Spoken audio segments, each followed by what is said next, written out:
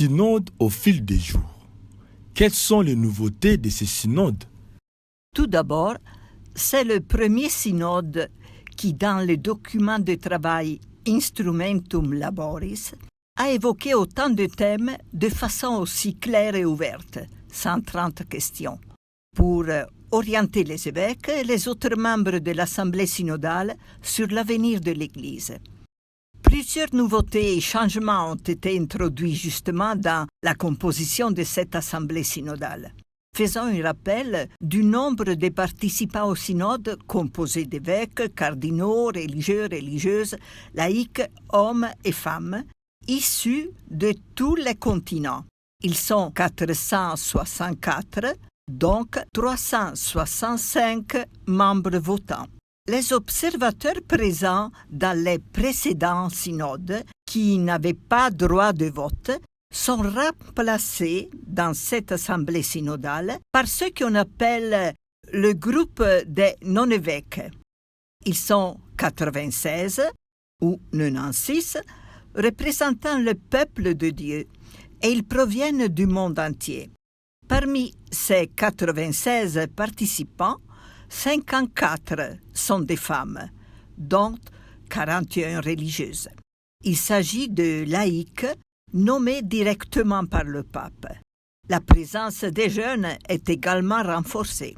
Et tous ces non-évêques ont droit de vote en tant que membres de l'Assemblée synodale. Pour la première fois, les 5 religieuses représentantes des instituts de vie consacrée féminine ont le droit de vote, autant que les 5 religieux hommes élus par les congrégations respectives. Une autre nouveauté, la présence de 56 experts et facilitateurs, subdivisés en 27 pères, 9 messieurs, 11 religieuses et 9 madames, constitue une vraie innovation. Ils ont la charge d'animer et de faciliter les travaux dans l'Assemblée et dans les groupes, sans toutefois avoir le droit de vote.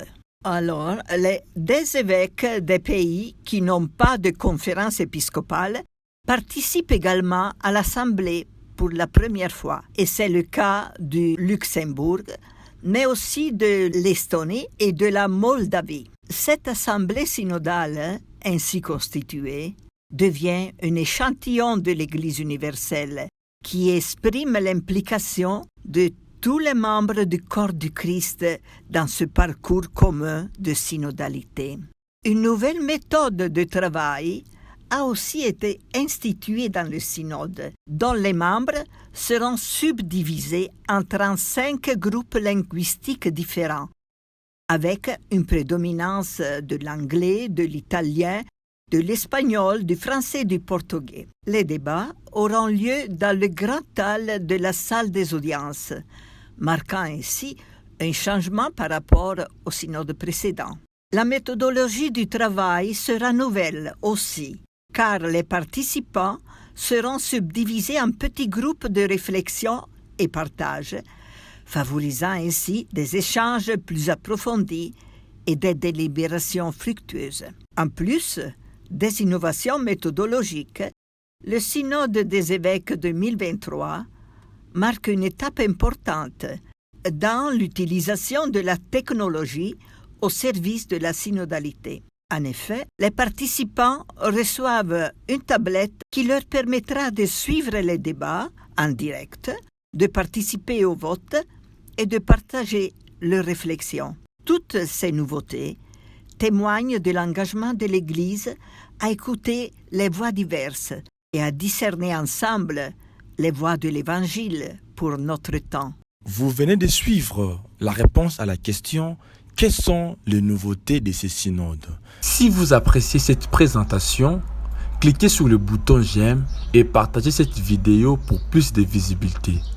La prochaine vidéo vous présente la synthèse de la lettre adressée au peuple de Dieu, écrite par les pères et le maire synodaux.